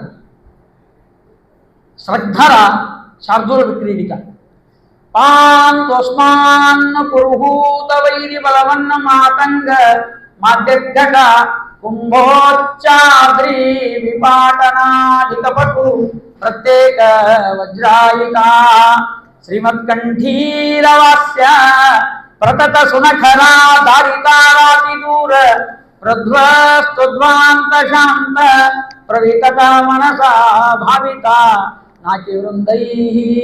ಇಲ್ಲಿ ಪ್ರಾಸ ಅಂತಿಲ್ಲ, ಎರಡನೇ ಅಕ್ಷರ ಒಂದೇ ಇರಬೇಕು ಹಂಗೇನಿಲ್ಲ. ಯಾವ ಸಂಸ್ಕೃತ ಶ್ಲೋಕದಲ್ಲೂ ಕೂಡ ಅರ್ಥಾಲಂಕಾರ ಅಂತ ಬಂದಾಗ ಅರ್ಥಾಲಂಕಾರದಲ್ಲಿ ಶಬ್ದದ ಪ್ರಾಸ ಬರಬೇಕು ಅಂತಿಲ್ಲ. ಸಂಸ್ಕೃತದೊಳಗೆ ಶಬ್ದಾಲಂಕಾರ ಅಂತ ಒಂದು ಮತ್ತೆ ಇದೆ, ವರ್ಗ ಇದೆ. ಶಬ್ದಾಲಂಕಾರದಲ್ಲಿ ಮಾತ್ರ ಶಬ್ದಗಳು ಇರಬೇಕು, ಮೇಲಿಂದ ಮೇಲೆ ಅದೇ ಶಬ್ದ ರಿಪೀಟ್ ಆಗಬೇಕು. ಅದಕ್ಕೆ ಉದಾಹರಣೆಯನ್ನು ಅಶ್ವಧಾಟಿ, ಒಂದು ಬಂತು ಮತ್ತೊಂದು ಅದೇ ಶಬ್ದ ಬರಬೇಕು. ಗಲಗಲಿ ರಾಮಾಚಾರ್ಯರು ಅಂತ ನಮ್ಮ ಆಚಾರ್ಯ, ನಮ್ಮ ಗುರುಗಳಿದ್ದಾರೆ, ಅವರೇ ಚಿಕ್ಕಪ್ಪ ಕಾಟ ಬೆಳಗಾವದಾಗಿದ್ರಿ ಅವರು. ಏನು ಕವಿಗಳ್ರಿ ಅವರು, ಅಭಿನವ ಕಾಳಿದಾಸ. ಸಾಮಾನ್ಯವಾಗಿ ಗಲಗಲಿ ಮನೆತಂದವರೆಲ್ಲ ರಸಿಕರೇ, ಅವರೆಲ್ಲ ಕವಿಗಳೇ, ವೇದಾಂತಿಗಳು ಹೌದು, ಆದರೆ ಅವರಲ್ಲಿ ತುಂಬಿದ್ದು ರಸಿಕತೆ ಮತ್ತು ಆ ರೀತಿಯಾಗಿರ್ತಕ್ಕಂಥ ಸಾಹಿತ್ಯಿಕ ಜಗತ್ತು. ಕೃಷ್ಣೆ ತಟದಿ, ನಾನೊಂದು ಪದ್ಯ ಮಾಡಿದ್ದೇನೆ ಗಲಗಲಿ ಮನೆತನಕ್ಕೆ ಸಲ್ಲಬೇಕದು. ನಮ್ಮ ಆಚಾರ ಬಂದಿದ್ದಾರೆ, ಗಲಗಲಿ ಆಚಾರ. ಅವರ ಮುಂದೆ ಹೇಳಿದರೆ ಆ ಗಲಗಲಿ ಮನೆತನದ ಎಲ್ಲ ಹಿರಿಯರು ಕೇಳಿದಷ್ಟು ಪುಣ್ಯ ನಮಗೆ ಬಂತು. ಅದಕ್ಕಾಗಿ ಅಂತ ಮಹಾನುಭಾವರು ಇವತ್ತು ನಮ್ಮ ಭಾಗವತ ಪುಣ್ಯವಾಗಿದೆ ಅನ್ನೋದಕ್ಕೆ ನಮ್ಮ ಭಾಗವತರಾದ ಗಲಗಲಿ ಆಚಾರ ಬಂದಿದ್ದಾರೆ. ಒಂದು ಮಾತನ್ನು ಹೇಳ್ತೇನೆ.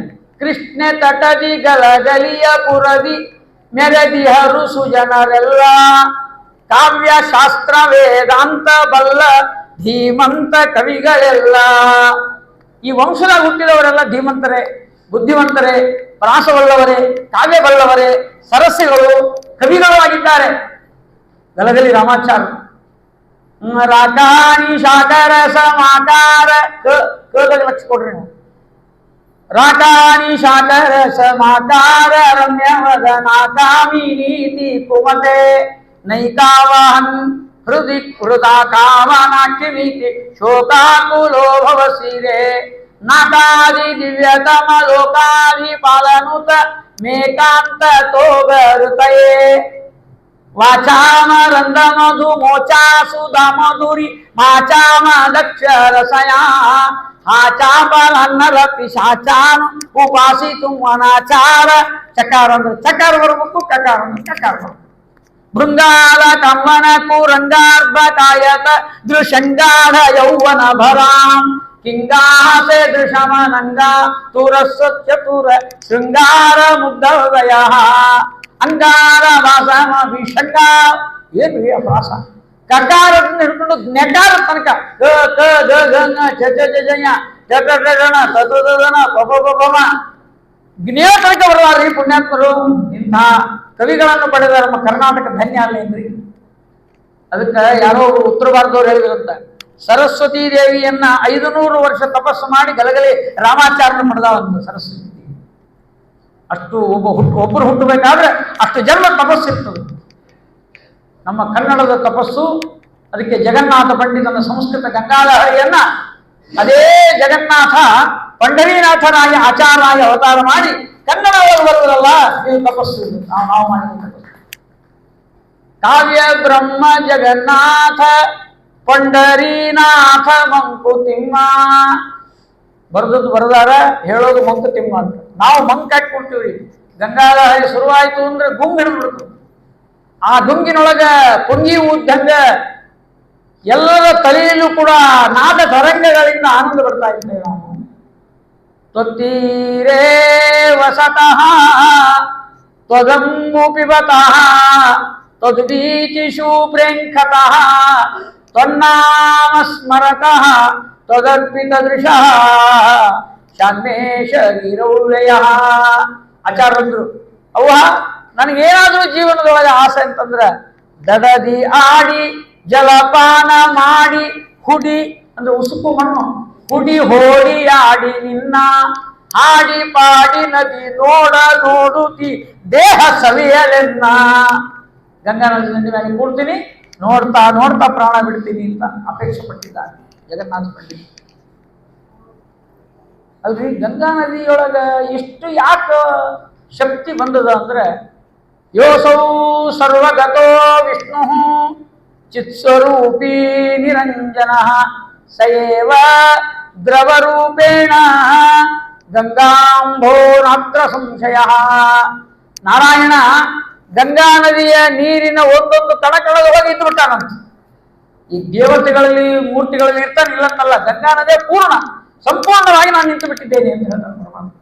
ಅಂತ ಮೋಕ್ಷ ಕೊಡುವಂತಹ ಗಂಗೆ, ಆ ಗಂಗೆಯಲ್ಲಿ ಸ್ನಾನ ಮಾಡಿದರೆ ಅಲ್ಲಿ ಹೇಳ್ತಾ ಇದ್ದಾರೆ, ತಾಯೇ ನಿನ್ನ ಹಾಲು ಕುಡಿದು ನಡೆದು ಒಡನಾಡಿ ಕೂಡಿ ಆಡಿ ಹಾಡಿ ಪಾಡಿ. ಅಲ್ಲಿ ಹೇಳ್ತಾ ಇದ್ದಾರೆ, ಕುಣಿದು ಮಣಿದು ಮೈ ದಣಿದು ಬಂದೆನ ನಿನ್ನ ಕಂದ ಕೋಡಿ. ದಡ ತಾಯೇ ನಿನ್ನ ಹಾಲು ಕುಡಿದು ನಡೆದು, ಗಂಗಾದೇವಿಯ ಪುತ್ರ ನಾನು ಅಂತ ತಿಳ್ಕೊಂಡಿದ್ದೇನೆ, ನಿನ್ನ ನೀರನ್ನು ಕುಡಿದಿದ್ದೇನೆ. ತಾಯೇ ನಿನ್ನ ಹಾಲು ಕುಡಿದು ನಡೆದು ಒಡನಾಡಿ ಕೂಡಿ ಆಡಿ ಕುಣಿದು ಮಣಿದು ಮೈ ದಣಿದು ಬಂದೆ ನಾ ನಿನ್ನ ಕಂದ ಕೋಡಿ. ಈ ಕೋಡಿ ಶಬ್ದ ಬಳಸಿದ್ರು ನೋಡ್ರಿ. ಬೆಂಗಳೂರಾಗೊಮ್ಮೆ ಆಚಾರ ಪ್ರವಚನ ನಡೆದಿತ್ತಂತ. ಅವರು ಭಾರಿ ಮಂದಿ ಬೆಂಗಳೂರವ್ರು. ಯಾಕೆ ನಿಂತು ಬಿಟ್ರು, ಆಚಾರ್ಯ ಸ್ವಲ್ಪ ನಿಲ್ರಿ, ಏನಪ್ಪ ಏನ್ ಬೇಕಾಗಿತ್ತು, ನೀವು ಹೇಳುವ ಗಂಗಾಧಾರಿ ನಮ್ಗೆ ಅರ್ಥ ಆಗ್ತಾ ಇದೆ, ಆದ್ರೆ ಈ ಕೋಡಿ ಅನ್ನೋ ಶಬ್ದ ಅರ್ಥ ಆಗಿಲ್ಲ ಅಂದ್ರು ಬೆಂಗಳೂರು. ಅದಕ್ಕೆ ಆಚಾರ ಅಂದ್ರಂತ ಅದು ತಿಳಿಬೇಕಾದ್ರೆ ವಿಜಾಪುರದಾಗ ಹುಟ್ಟು, ಧಾರವಾಡದಾಗ ವಿಜಾಪುರದಾಗ ಈ ರಾಯಚೂರಾಗ ಹುಟ್ಟಿದವರಿಗೆ ಕೋಡಿ ಬರೋದಿಲ್ರಿ, ಕೋತಿ ಬರ್ತದೆ. ಕೋತಿ ಮಾಡಿದಾಗ ಮಾಡ್ತಾನ ಕೋತಿ. ಇಲ್ಲಿ ಕೋತಿ ಶಬ್ದ ಬಹಳ, ಯಾಕ ಕೋತಿಗಳು ಬಹಳ ಇಲ್ಲಿ, ಅದಕ್ಕೆ ವಾಯುದೇವರು ಬಹಳ ಅಂತ ತಿಳ್ಕೋಬೇಕಷ್ಟೇ. ರಾಯಚೂರು ಧಾರವಾಡ ಕಡೆ ಬಂದ್ರೆ ಕೋತಿ ಅನ್ನಂಗಿಲ್ರಿ, ಮಂಗ್ಯ ಮಾಡಿದಂಗೆ ಮಂಗ್ಯ ಮಾಡ್ತಾನ, ಮಂಗ್ಯ ಮಾಡಿದಂಗೆ ಮಾಡ್ತಾನ ಅಂತಾರ. ಅಲ್ಲಿ ಮಂಗ್ಯ ಅಂತಾರ, ಇಲ್ಲಿ ಕೋತಿ ಅಂತೀವಿ. ಒಂದೊಂದು ಊರಾಗ ಒಂದು ಶಬ್ದ ಪ್ರಯೋಗ, ಏನೇ ಇರಲಿ ಬೈಯುವಂತ ಶಬ್ದ. ಅದು ಕೋಡಿ ಅನ್ನೋದು ತಾಯಿ ಬೈಯೋ ಶಬ್ದ. ಕೋಡಿ ಹೆಂಗ್ ಮಾಡ್ತಾವ ನೋಡೋದು, ಏನ್ ಕಲಿ ಇಲ್ಲ ಏನಿಲ್ಲ, ಹೇಳಿದಂಗೆ ಕೇಳೋದಿಲ್ಲ ಬರೋದಿಲ್ಲ. ಅದು ಕೋಡಿ ಅದು ಅಷ್ಟು ಪ್ರೀತಿಯಿಂದ ಇರ್ತಾರ. ಅದಕ್ಕೆ ತಾಯಿ ಗಂಗಾದೇವಿ ನಮ್ಮನ್ನು ಕೋಡಿ ಅಂತ ಅನ್ನವ, ನಮ್ಮನ್ನ ಎತ್ತಿಕೋ. ತೆರೆಯ ತೊಡೆಯ ಮೇಲೆ ಮಲಗಿ ಸಕ್ಕರದಿ ಚುಕ್ಕುಗಟ್ಟಿ. ತೆರೆ ಎಂಬುವ ತೊಡೆಯ ಮೇಲೆ ನನ್ನನ್ನು ಮಲಗಿಸಿ ಚುಕ್ಕುಗಟ್ಟವ. ನೀನು ತೆರೆಯ ತೊಡೆ ಮೇಲೆ ಮಲಗಿ ಸಕ್ಕರದಿ ಚುಕ್ಕುಗಟ್ಟಿ ಹೇಳಿ ಗಾಳಿ ಜೋಗುಳವ ಹಾಡಿ ಮಲಗೆನ್ನ ಚಿನ್ನಗಟ್ಟಿ. ನೀ ಗಾಳಿ ಜೋಗುಳ ಹಾಡ್ಬೇಕು. ಯಾವ ಜೋಗುಳ? ಗಾಳಿ ಜೋಗುಳ. ಗಾಳಿ ಜೋಗುಳ ಅಂದ್ರೆ ಯಾವುದು? ಮಧ್ವಾಚಾರ್ಯರ ಸಿದ್ಧಾಂತದ ಪ್ರಮೇಯಗಳ ಜೋಗುಳ. ಅದನ್ನು ಹಾಡಿ ನಮ್ಮನ್ನು ಮೋಕ್ಷ ಕಳಿಸೋದು. ಅದಕ್ಕಾಗಿ ಪರಮ ಪೂಜ್ಯರಾದ ಯತಿವರಣ್ಯರಾಗಿರ್ತಕ್ಕಂಥ, ಸಹಜವಾಗಿ ಕವಿಗಳಾಗಿರ್ತಕ್ಕಂಥ ಸತ್ಯಧರ್ಮತೀರ್ಥ ಶ್ರೀಪಾದಂಗಳವರು ಗಂಗಾಧರಿ ಬರದ ಅವರಂತಾರ ವಾತೈಹಿ ವಾತೈಹಿ. ಸತ್ಯಧರ್ಮತೀರ್ಥರ ವಾಕ್ಯ ವಾತೈಹಿ. ವಾತ ಅಂದ್ರೆ ಗಾಳಿ, ತೈಹಿ ಎಂದು ಆ ಗಾಳಿ. ಯಾವ ಗಾಳಿ? ಗಂಗಾ ನದಿಯ ನೀರಿನ ಮೇಲೆ ಬೀಸುವ ಗಾಳಿ ಇರಲ್ಲ, ಇದು ಸಾಮಾನ್ಯ ಗಾಳಿ ಅಲ್ಲ. ಅದು ಗಂಗಾ ನದಿಯೊಳಗೆ ಮುಳುಗಿದ ತಕ್ಷಣ ಗಂಗಾ ಹೇಳ್ತಾಳಂತ, ಅಣ್ಣ ಅಂತಳಂತ ವಾಯುದೇವರಿಗೆ. ಯಾಕಂದ್ರೆ ಗಂಗಾದೇವಿ ಮಗಳು, ನಮ್ಮ ವಾಯುದೇವರು ಮಗ, ಜ್ಯೇಷ್ಠ ಪುತ್ರ. ಬ್ರಹ್ಮದೇವರು ವಾಯುದೇವರು ಸಮ ಆದರೂ ವಾಯುದೇವರು ಜ್ಯೇಷ್ಠ ಪುತ್ರ. ಅದಕ್ಕೆ ಗಂಗಾದೇವಿ ಅಣ್ಣಗೆ ಹೇಳ್ತಾಳಂತ, ಅಣ್ಣ ಅಂತಳಂತ. ವಾಯುದೇವರು ಅಂತಾರೆ, ಏನವಾ ತಂಗಿ, ಏನು ಸುದ್ದಿ? ಅಲ್ಲಿ ಗಂಗಾ ನದಿನಲ್ಲೇ ಸಂಭಾಷಣೆ ಇಲ್ಲ. ಈ ಆಚಾರ ಮುಣಿಗ್ಯಾರ, ಇವ್ರನ್ನ ನ್ಯಾಯ ಇಟ್ಕೊಂಡು ಕರ್ಕೊಂಡು ಹೋಗ್ಬೇಕಲ್ಲ. ಸ್ವಲ್ಪ ರೆಕಮೆಂಡ್ ಮಾಡು ಅಂತ ವಾಯುದೇವರು ಹೇಳ್ತಾರೆ. ವಾಯುದೇವರು ಏನಂತಾರ, ನಾರಾಯಣಿಗೆ ಹೇಳ್ತಾರಂತ. ಹೌದು, ಅದು ಯೋಗ್ಯ ಜೀವದ ಗಂಗಾ ಹೇಳ, ಗಂಗಾ ಗಂಗಾ ತಂಗಿ ಹೇಳ, ಅದಕ್ಕೆ ನೀವು ಮೋಕ್ಷ ಕರ್ಕೊಂಡು ಹೋಗ್ಲಿಕ್ಕೆ ಅಡ್ಡಿ ಇಲ್ಲ. ಯಾಕಂದ್ರೆ ನೇರವಾಗಿ ಮೋಕ್ಷ ಕೊಡುವ ಸಾಮರ್ಥ್ಯ ಯಾರಿಗಿದೆ? ಮುಕ್ತಿ ದಾತ ಮೋಕ್ಷ ಮುಕ್ತ ವಿಷ್ಣು ದಾತ ಮೋಕ್ಷ. ವಿಷ್ಣು ದೇವರೇ ಮಾತ್ರ ಮೋಕ್ಷ ಕೊಡಬೇಕು, ಆ ಡಿಪಾರ್ಟ್ಮೆಂಟ್ ಯಾರಿಗಿಲ್ಲ. ವಾಯುಶ್ಚ ತದನುಜ್ಞಯ. ಇನ್ನೊಬ್ರು ಯಾರು ಮೋಕ್ಷಕ್ಕೆ ರೆಕಮೆಂಡ್ ಮಾಡೋರು? ನಮ್ಮ ಗಾಜಿಗಾರಪೇಟೆ ಹನುಮಪ್ಪ. ಸುಮ್ಮನೆ ಹನುಮಪ್ಪ ಅಂತ ಎಲ್ಲ ಹನುಮಪ್ಪ, ಇದೊಂದು ಹನುಮಪ್ಪ. ಎಲ್ಲ ಹನುಮಪ್ಪರು ನಮ್ಮ ಮೋಕ್ಷ ಕೊಡಿಸ್ಲಿಕ್ಕೆ ರೆಕಮೆಂಡ್ ಮಾಡೋರು. ನಮ್ದು ನಮ್ಮ ಅನಾಥಂ. ಆ ಹನುಮನ್ ದೇವರು ನಮ್ಗೆ ಅನುಗ್ರಹ ಮಾಡಬೇಕಾದ್ರೆ ಈ ಆಚಾರ ನಡೆಯುವುದು. ಮೊದಲು ಈ ಹನುಮಪ್ಪ ನಡೆಯುವುದು. ಇವ್ರಿಗೆ ನಮಸ್ಕಾರ ಮಾಡಿ, ನೀವು ಹೊಲದಾರ ನಮಗಷ್ಟು ಹೊಲಸ್ರಿ ಅಂತ ಇವ್ರನ್ನ ಕೇಳಬೇಕು. ಇವ್ರವ್ರಿಗೆ ಹೇಳ್ತಾರ, ಅವ್ರವ್ರಿಗೆ ಹೇಳ್ತಾರ, ಅವ್ರವ್ರಿಗೆ ಹೇಳ್ತಾರೆ. ಇಲ್ಲ ಅಂದ್ರೆ ಗಂಗಾ ಸ್ತೋತ್ರದೊಳಗೆ ಮೋಕ್ಷ ಪಟ್ಟ ಅಂತ ಹೇಳಿದ್ದು ತಪ್ಪಾಗಿ ಬಿಡ್ತದೆ. ಗಂಗಾದೇವಿ ಮೋಕ್ಷ ಕೊಡ್ತಾಳ ಅಂತ ಅನ್ನೋದು ಶಾಸ್ತ್ರಕ್ಕೆ ವಿರುದ್ಧ ಅಂತ ತಿಳ್ಕೊಳ್ಬಾರ್ದು. ಹೆಂಗಂದ್ರೆ ಗಂಗಾದೇವಿ ವಾಯುದೇವರಿಗೆ ಹೇಳ್ತಾವ, ವಾಯುದೇವರು ಕೊಡ್ತಾರೆ ಅನ್ನೋ ಅರ್ಥವನ್ನು ಸತ್ಯಧರ್ಮ ತೀರ್ಥ ಶ್ರೀಪಾದಗಳು ಅದನ್ನು ಪ್ರತಿಪಾದನೆ ಮಾಡಿದ್ದಾರೆ. ಆದ್ದರಿಂದ ಈ ಗಂಗಾಲಹರಿಯೊಳಗೆ ಒಂದು ಸ್ವಾರಸ್ಯ ಬರ್ತದೆ. ಅದನ್ನು ಹೇಳಿ ಆ ಗಂಗೆಯ ಸ್ಮರಣೆಯನ್ನು ಮಾಡೋಣ. ನೀವೆಲ್ಲರೂ ಗಂಗಾ ಗಂಗಾ ಅಂತ ಅಂತೀರಿ ಅಂತ ತಿಳ್ಕೊಳ್ಳಿ. ನಾವು ಸ್ನಾನ ಮಾಡುವಾಗ ಗಂಗವ್ವ, ಗಂಗಮ್ಮ, ಗಂಗಾದೇವಿ, ಗಂಗೆ ಅಂತ ಅಂತೀರಿ ಅಂತ ತಿಳ್ಕೊಳ್ಳಿ. ಯಾರು ಅಂದಿಲ್ಲ ಅಂದ್ರೆ ನಾಳಿಂದ ಅಂದ್ರಿ. ಇಲ್ಲ ಅಂದ್ರೆ ಏನೇನು ಮಾತಿಲ್ದ ಬಾತ್ರೂಮ್ ಸಿಂಗರ್ಸ್ ಅಂತ ಇರ್ತಾರೆ ನೋಡ್ರಿ, ಮೌನ. ಕೆಲವರು ಮೌನ ಇರ್ತಾವ, ಒಳಗೆ ಹೋಗಿ ಕೂತ್ಬಿಟ್ಟಿರ್ತಾವ. ಬದುಕ್ಯಾರೋ ಸತ್ತಾರೋ ಬಾಳೆ ನೋಡು, ಒಡೆದು ನೋಡು, ಕಾನು ಮನೆಗೆ ಇರ್ತಾವ. ಈ ನಸಿಗೆ ಲೆಪ್ಸಿದ್ರೆ ಹೋಗಿ ಅಲ್ಲೇ ಮಾಡ್ಕೊಂಡ್ಬಿಟ್ಟಿರ್ತಾವ. ಏನೇನಿರೋದ್ರಿ ಮೌನ ಮೌನ. ಆಫೀಸ್ಗೆ ಹೋಗಿ ಹೊತ್ತಾಗಿರ್ತದ, ಮಾತಿಲ್ಲ ಕಟ್ಟಿಲ್ಲ. ಹಂಗಿರಬಾರ್ದು. ಒಳಗೆ ಸ್ನಾನ ಮಾಡ್ಲಿಕ್ಕೆ ಅಂತ ಗೊತ್ತಾಗಬೇಕು ಹೊರವರಿಗೆ, ಹೊರಗಿದ್ದವರಿಗೆ. ಅದಕ್ಕೆ ಏನು ಮಾಡಬೇಕು ಅಂದ್ರೆ ಆಚಾರದ ಉಪಾಯ ಹೇಳ. ಆ ದೇವಿಯನ್ನು ಚಿಂತನೆ ಮಾಡಬೇಕಂತ ಬಚ್ಚಲ ಮನೆಯೊಳಗೆ ಕೂತ್ಕೊಂಡು ಗಂಗಾಳದೊಳಗೆ ಆ ದೇವಿಯ ಮೂರ್ತಿ ಆಕಾರವನ್ನು ಚಿಂತನೆ ಮಾಡಬೇಕು. ಯಾವ ರೀತಿ ಚಿಂತನೆ ಮಾಡಬೇಕು ಅಂತಂದ್ರೆ ಆ ತಾಯಿಯ ರೂಪವನ್ನ ಹೇಳ್ತಾ ಇದ್ದಾರೆ. ಶರದಿ ಚಂದ್ರ ಧವಲಾಂಗಿ ಗಂಗೆ, ಶರದ ಚಂದ್ರ ಧವಲಾಂಗಿ ಗಂಗೆ, ಶಿರ ಚಂದ್ರ ಚಾರು ಪುಟೆ, ಕಮಲ ಕಲಶವರ ಅಭಯವೀವ, ನಾಲ್ಕೈಗಳಿಂದ ಪ್ರಕಟೆ. ಆಕಿ ರೂಪ ಹೆಂಗದಂದ್ರೆ ಬೆಳದಿಂಗಳಿನಂತೆ ಇದೆ. ಬೆಳದಿಂಗಳ ಹೆಂಗೆ ನೋಡ್ತಿರಲ್ಲ, ಆ ಆ ಗಂಗಾದೇವಿ ಇದ್ದಾಳಂದ್ರೆ ಆಕಿನ ಮೈಯಿಂದ ಬೆಳದಿಂಗಳು ಬರ್ತದೆ ಅಂತ ಕಾಂತಿ. ಅಲ್ಲಿ ಒಳಗೇನು ಬೆಳಕು ಹಚ್ಚಿಲ್ಲ, ತಾನೇ ಬೆಳಕು ಹಂಗಿದ್ದಾಳ ದೇವಿ. ಶರದ ಚಂದ್ರ ಧವಲಾಂಗಿ ಗಂಗೆ, ಶಿರ ಚಂದ್ರ ಚಾರು ಮುಕುಟೆ. ಕಿರೀಟ ಇಟ್ಕೊಂಡಾಳ, ಆ ಕಿರೀಟದೊಳಗೆ ಚಂದ್ರನ ಗುರುತು. ಕಮಲ ಕಲಶವರ ಅಭಯವೀವ, ನಾಲ್ಕೈಗಳಿಂದ ಪ್ರಕಟೆ. ಕಮಲ, ಕಲಶ, ವರ, ಅಭಯ, ಈ ನಾಲ್ಕು ಕೈಗಳು ಇದ್ದಾವೆ. ಬಿಳಿ ಮೊಸಳಿನ ಕೂತಾವ. ಬಿಳಿಯ ಮೊಸಳೆ ಮೇಲೆ ಕುಳಿತುಕೊಂಡು ಸಿಂಹಾಸನ ಮಾಡಿಕೊಂಡು ಅದರ ಮೇಲೆ ಕುಳಿತುಕೊಂಡು ಕಮಲ, ಕಲಶ, ವರ, ಅಭಯಗಳನ್ನು ತೋರಿಸುತ್ತಾ ಬೆಳದಿಂಗಳಿನಂತೆ ಇರುವ ಗಂಗಾದೇವಿಯ ಮೂರ್ತಿಯನ್ನು ನಾವೆಲ್ಲರೂ ಧ್ಯಾನ ಮಾಡಬೇಕು. ನಾಳೆಯಿಂದ ಧ್ಯಾನ ಹಿಂಗೆ ಕಣ್ಣು ಮುಚ್ಕೊಳ್ಬೇಕು, ಆ ಧ್ಯಾನ ಮಾಡಬೇಕು, ಸ್ನಾನ ಮಾಡಬೇಕು. ಇಲ್ಲಿ ಒಂದು ಪ್ರಶ್ನೆ ಕೇಳಿದ್ರೆ ಯಾರೋ ಒಬ್ರು, ಕಮಲ, ಕಲಶ, ವರ ಇವು ನಾಲ್ಕು ಯಾಕೆ ಕೈಗಳು? ಈ ದೇವತೆಗಳೆಲ್ಲ ಕೈ ನಾಲ್ಕು ಯಾಕೆ? ವಾಯುದೇವರಿಗೂ ನಾಲ್ಕವ, ಹೌದಾ ಅಲ್ಲ? ಎಲ್ಲ ಹನುಮಪ್ಪಗ ಎರಡ ಇಟ್ಬಿಟ್ಟಿರ್ತಾರೆ, ಹಿಂಗೊಂದು ಹಿಂಗೊಂದು ಗದ ಹಿಂಗೊಂದು ಹಿಡ್ಬಿಟ್ಟಿರ್ತಾರೆ. ಈ ಹನುಮಪ್ಪ ಕೈ ಮುಗಿದ ಹನುಮಪ್ಪ ಮನೆ ಗಟ್ಟಿ ಮೇಲೆ ಇರ್ತಾನೆ. ಇತನೇ ಬೇರೆ ಅತನೇ ಬೇರೆ ಆಗ್ಬಿಟ್ಟ. ನಾವು ಬೇರೆ ಮಾಡಿ ಇಟ್ಬಿಟ್ಟಿದ್ರು. ಗಂಟಿ ಒಳಗೆ ಕೈ ಮುಗಿದ ಹನುಮಪ್ಪ, ಅಲ್ಲಿ ಒಳಗ ಎಲ್ಲ ಅಭಯ ಗದ ಕೊಟ್ಟ ಹನುಮಪ್ಪ. ಹಿಂಗಿಸಿ ವಾಸ್ತವ ಹೇಳ್ತೀನಿ ನಿಮಗೆ, ದೇವರು ಹನುಮನ್ ದೇವರ ಮುಂದೆ ನಿಂತ್ರಂದ್ರ ನಾಲ್ಕು ರೂಪ ಕೈಗಳು ಒಂದೇ ಕಡೆ ಇದ್ದು ಚಿಂತನೆ ಮಾಡಬೇಕು. ತಂತ್ರಸಾರದಲ್ಲಿ ಮಧ್ವಾಚಾರ್ಯ ಹಂಗೆ ಹೇಳ್ಯಾರ. ಕೈ ಮುಗಿದ ಹನುಮಪ್ಪ, ಗದ ಅಭಯ ಕೊಟ್ಟದ್ದು, ಗದ ಹಿಡ್ಕೊಂಡದ್ದು. ಈ ರೀತಿ ಇರುವ ಹನುಮಂತ ದೇವರ ಚಿಂತನೆ ಮಾಡಬೇಕು. ನಾಲ್ಕು ಕೈಗಳು. ಹಾಗೆ ಗಂಗಾದೇವಿಗೂ ನಾಲ್ಕು ಕೈಗಳು. ನನಗೆ ಕೇಳಿದ್ರು ಒಬ್ರು, ನಾಲ್ಕು ಕೈ ಯಾಕ? ಇಲ್ಲ, ಜಗತ್ತಿನೊಳಗೆ ವರ ಕೊಟ್ರೆ ಅಭಯ ಕೊಡೋದಿಲ್ಲಂತೆ. ಕೆಲವರು ವರ ಕೊಡ್ತಾರಲ್ಲ, ಅಭಯ ಕೊಡೋದಿಲ್ಲ. ಕೆಲವರು ಅಭಯ ಕೊಟ್ಟರೆ ವರ ಕೊಡೋದಿಲ್ಲ. ಅದಕ್ಕೆ ಗಂಗಾದೇವಿ ಎರಡೂ ಕೊಡ್ತಾಳ. ವರನೂ ಕೊಡ್ತಾಳ, ಅಭಯನೂ ಕೊಡ್ತಾಳ. ಒಂದು ಉದಾಹರಣೆ ಹೇಳಿಬಿಡ್ತೇನೆ. ವರ ಕೊಟ್ಟರೆ ಅಭಯ ಕೊಡೋದಿಲ್ಲ, ಅಭಯ ಕೊಟ್ಟರೆ ವರ ಕೊಡೋದಿಲ್ಲ ಅಂತ ಉದಾಹರಣೆ ಹೇಳಿ. ಈಗ ಇಷ್ಟೆಲ್ಲ ಜನ ಸೇರಿ